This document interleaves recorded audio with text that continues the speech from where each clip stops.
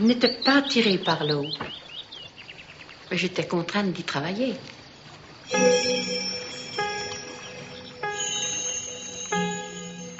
Je suis née fille d'agriculteur. J'ai épousé un agriculteur. Née d'une famille dont le père était disparu. Alors, ça m'obligeait à être agricultrice avant de trouver une autre situation.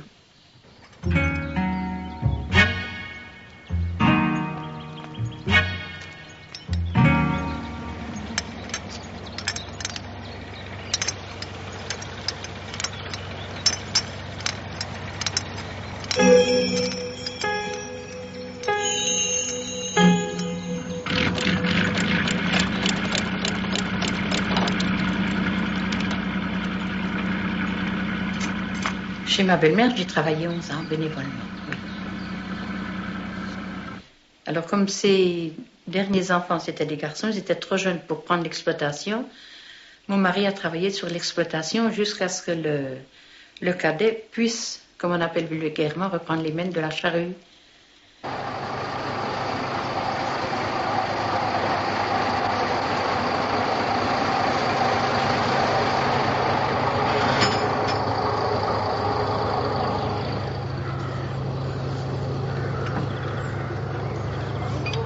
Mademoiselle, vous êtes bien matinale.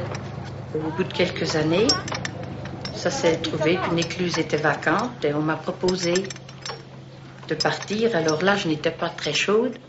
Mais comme mon mari travaillait à plusieurs kilomètres, il m'a dit, mais viens donc, je serai sur mon lieu de travail et je pourrai t'aider. Et nous aurons un deuxième salaire, enfin, qui nous permettra un bien-être que nous n'avions pas. C'est ce qui m'a décidé. Mais il a déjà sonné, hein? Et je vous assure qu'arrivé là, les difficultés ont commencé pour moi. Alors d'ici une petite heure, il va être là. Et quand il a fallu débuter la journée, on m'a laissé mon mari pour me montrer. Par malchance, je n'avais pas pu effectuer aucune manœuvre, alors il a donc été obligé de partir sur un autre chantier. Et là, je me suis trouvée, là, dès que j'ai entendu un bateau s'annoncer, à se demander comment j'allais m'y prendre, vous voyez, parce que on a beau vous expliquer, tant qu'on n'a pas pratiqué la manœuvre, ça change du tout au tout.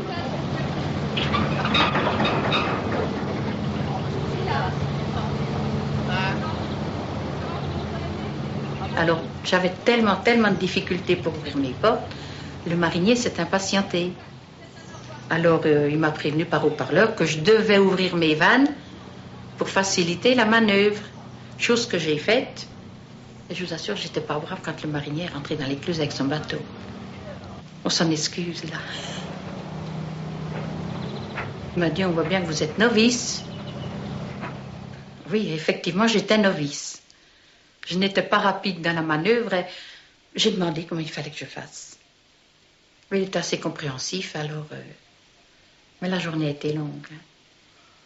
Je vous assure que j'avais 4 petits-enfants, alors on a mangé des sandwichs à midi. Parce que on ne sait pas s'organiser la première journée, même les journées qui ont suivi, vous savez. Je m'occupais de mon bébé, c'était tout. Et puis me voilà, toujours aux aguets, toujours...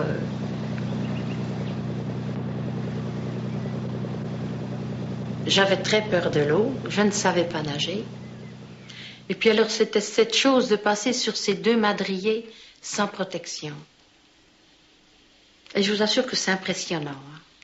Voir cette eau-là qui est à peu près à 30 cm au porte-à-mot, elle se vide, ce sas vide, là, c'était une impression, une frayeur que j'avais. C'était pas une peur, c'était une frayeur.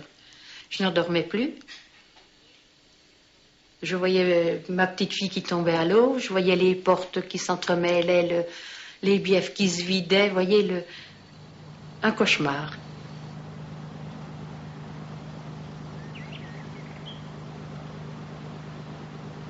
Bon, c'était une page de la vie qui était tournée chez la belle-mère, ce n'était pas une situation d'avenir.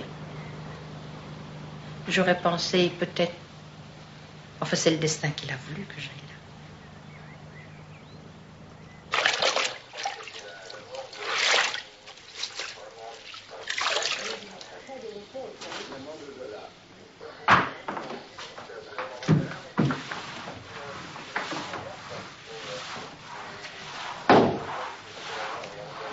adorait sa mère. Et il ne faisait rien en fonction de sa maman, si vous voulez. Il disait toujours, maman, elle a besoin de ça, il faut que j'aille voir si... Vous voyez, enfin, je n'en ai jamais souffert, si vous voulez. Mais au moindre appel de sa mère, il accourait. Et bien des fois, moi, je pensais compter sur lui le dimanche pour m'aider dans le travail de l'écluse. Oh, il disait, maman a peut-être besoin de moi, je m'en vais.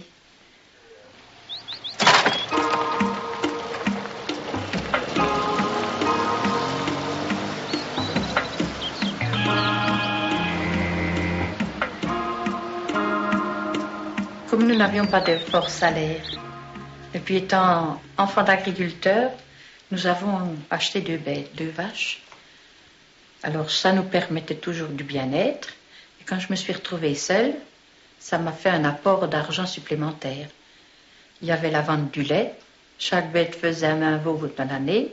Donc tout cet argent-là m'a servi à mettre mes enfants à l'école. Parce que le salaire d'une éclusière auxiliaire était très très faible. Le seul avantage que nous avions, c'était d'être logés.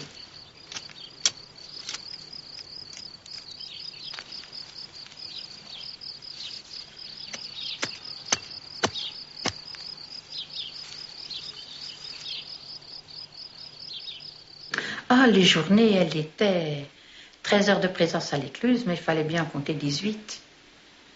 Le matin à 5 heures, il fallait être debout pour s'occuper du bétail, être libéré pour 6h30 à l'ouverture du canal, parce que le trafic commençait de très bonne heure, et on avait environ 25 à 30 passages par jour.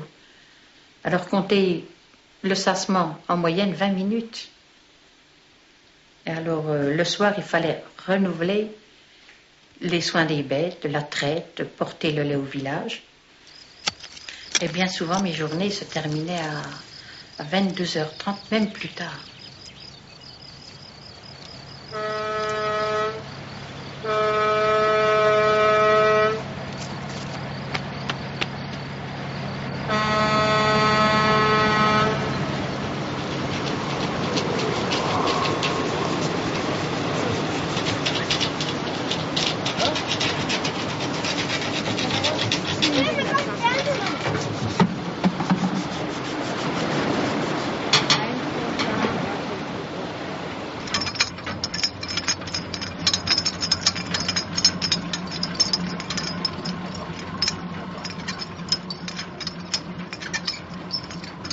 Écoutez, on ne doit pas épiloguer sur le passé. J'ai eu un réconfort dans ma propre famille. Beaucoup moindre de la famille de mon mari. Vous savez, les enfants ont beaucoup souffert de ce manque d'affection. Alors, ça nous a resserrés les uns contre les autres. Ils ont été à Duricole, je vous assure.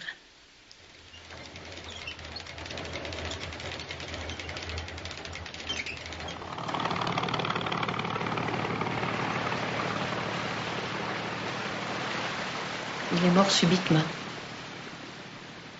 Alors l'aîné avait 14 ans. Alors vous vous rendez compte, un enfant de 14 ans partir au village, téléphoner pour demander un docteur. Et voyant dans l'état de mon époux. C'est le deuxième qui avait 11 ans qui est reparti au village pour demander assistance. C'était une période très dramatique. Enfin, on s'est resserré, si vous voulez. La petite n'en a pas souffert, mais enfin, les aînés ont beaucoup, beaucoup souffert.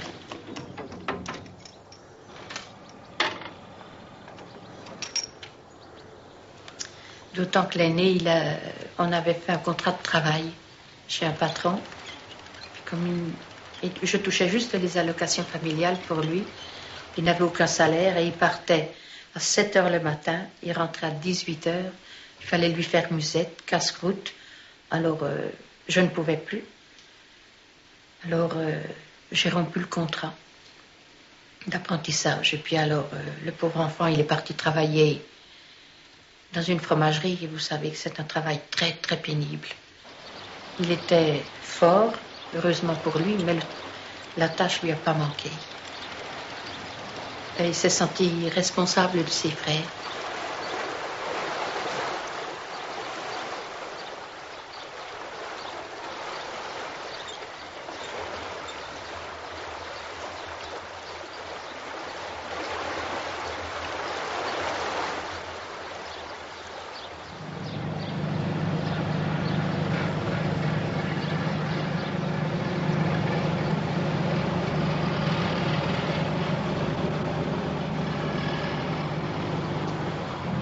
Vous savez, on n'élève pas 3 garçons et une fille Quelquefois, c'était pénible de penser que le père n'était pas là, peut-être pour les soutenir ou peut-être pour faire mieux que moi. Enfin, j'ai toujours fait en fonction de ce que mon mari aurait pu penser qu'on aurait dû faire. Je n'ai pas caché mes difficultés à mes enfants. Et ils m'ont donné tout leur amour. Et moi, ça m'a fait un réconfort immense.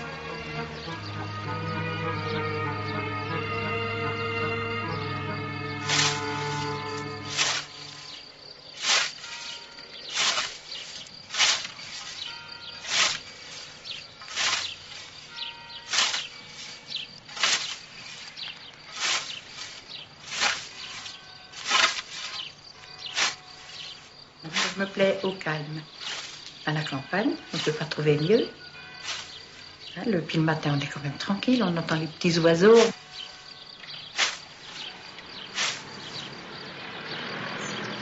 Mais je suis venue à 51 ans avant de savoir nager.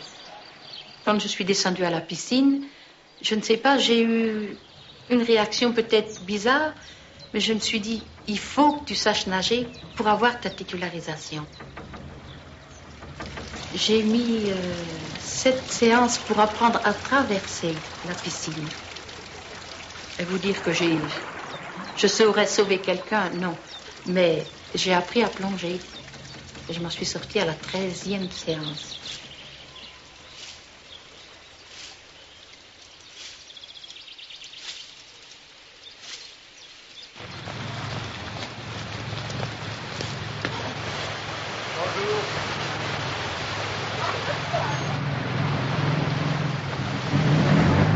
En été, qu'on a la plaisance, alors on voit du monde, on bavarde, puis on a un travail continu qui est peut-être plus astreignant, mais que moi je trouve fort agréable.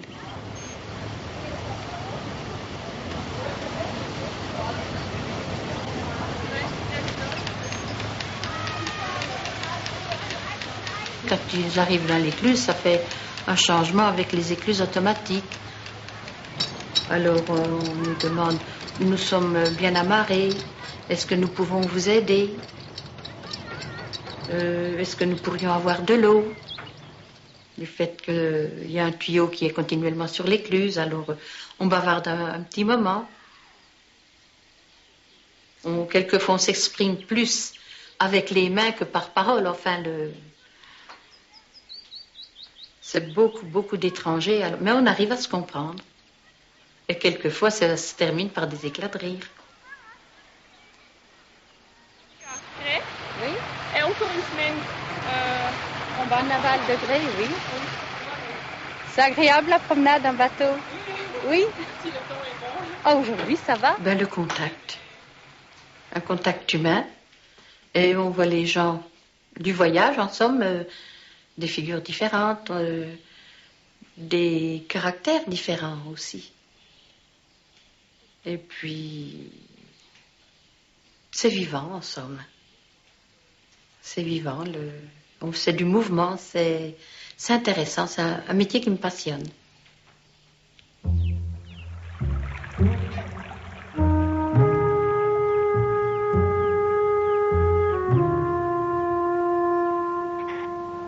La personne de terre, une personne navigante n'a pas la même façon de vivre, si vous voulez. Vous voyez, à terre, on est plus méfiant. Mais autrement, j'ai gardé de bonnes relations avec des mariniers. Vous savez, j'ai vu des mariniers qui naviguent seuls maintenant. Je ne l'ai pas les voir naître, mais enfin, les voir au berceau.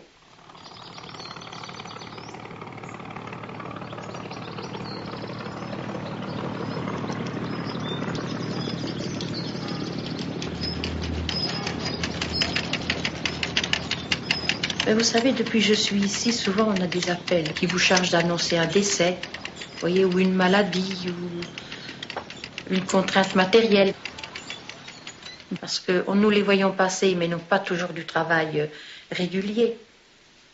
Ces mariniers-là, il faut quelquefois qu'ils attendent, même jusqu'à 2 mois pour avoir du fret à transporter. Alors quand vous leur donnez encore de ces mauvaises nouvelles, c'est pas agréable, vous savez, à les donner. Quand il y a des crues, ces bateaux ne peuvent pas naviguer, le niveau d'eau est trop haut, donc ils sont obligés de s'amarrer. Cet hiver, ils sont restés 31 jours amarrés au village.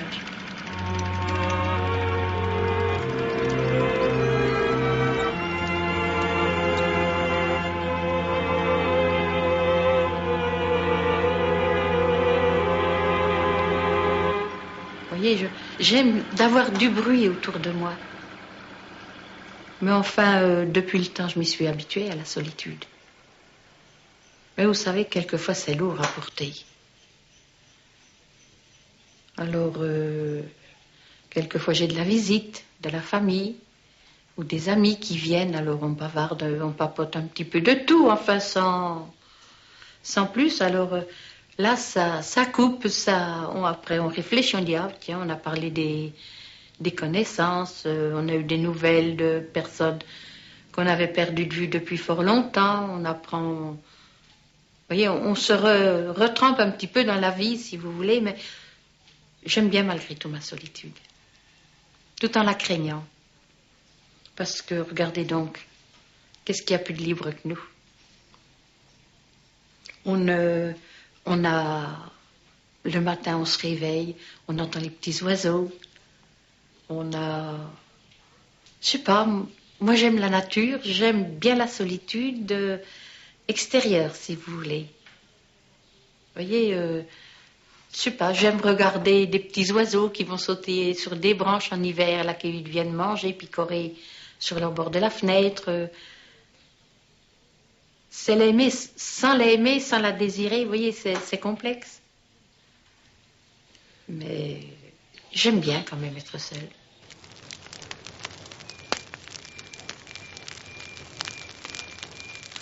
Non, je n'aime pas l'hiver. Les soirées sont trop grandes. C'est là qu'on éprouve le plus de solitude. On ne voit pas beaucoup de promeneurs. La navigation est bien ralentie. On ne voit aucune péniche de plaisance. Et tout le monde a froid, tout le monde fait juste le travail nécessaire au sassement du bateau. Et on rentre vite au chaud, si on a la possibilité. Et quand nous avons la neige, il faut déblayer les allées. Il faut déblayer les abords de l'écluse de toute cette neige. Dans l'attente d'un bateau, on espère toujours avoir un passage. Parce que ça rompt le silence d'être dans des écluses assez isolées.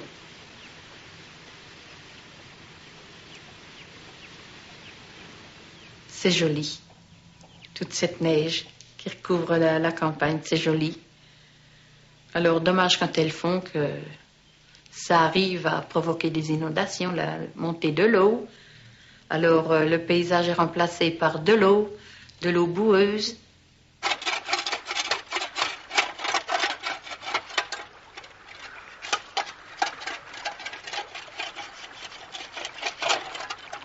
J'aime très bien mon écluse. J'aime bien la maison éclusière. Et j'aurais beaucoup de regrets de les quitter. Je sais pas, c'est un métier, moi, que j'ai trouvé fascinant. Autant je l'ai redouté au début, je sais pas, j'aurais grand regret de le quitter. Parce que quand je vais le quitter, il va me sembler que je ne servirai à plus rien.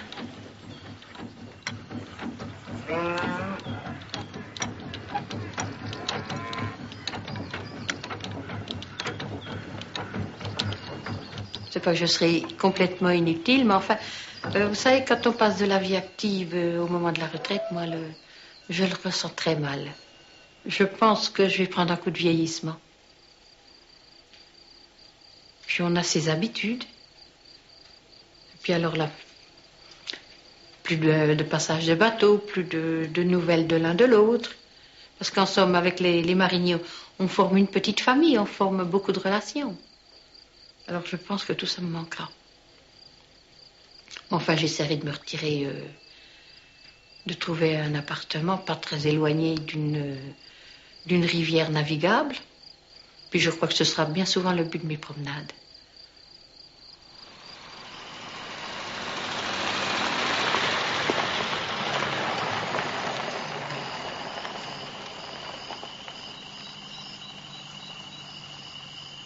Marin est son prénom. Et son nom de famille, c'est Vanquoy. Ou Vanquoil, comme vous voudrez. Il doit être de descendance belge. Vous voyez, c'est ce qui vous prouve son nom de vent. Devant le nom. C'est un ancien marinier. Et c'est un homme qui a toujours été très correct. Vous voyez. Et c'est un habitué du canal de l'Est. Alors j'ai très bien connu toute sa famille, j'ai vu grandir ses enfants. Il a été comme moi, il a eu bien des revers aussi. Alors, quand il était à la retraite, on a continué d'avoir des relations amicales, mais assez éloignées. Et puis il a eu le malheur que sa femme tombe gravement malade. Alors, vous savez, on recherche un contact humain, une amitié.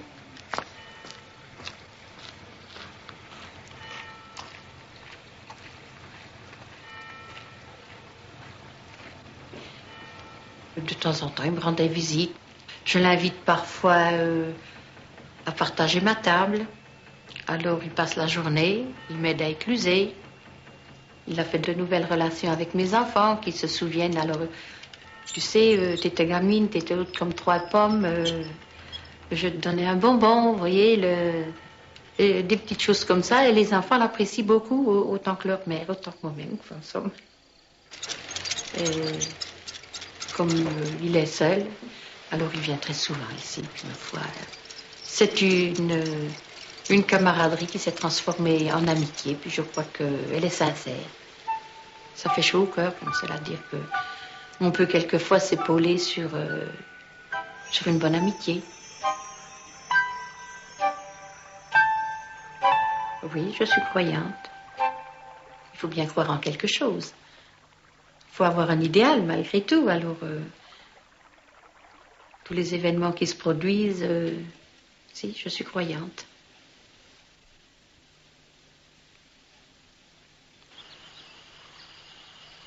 Craindre la maladie, alors être garde-malade l'un l'autre à notre tour, enfin le moins souvent possible.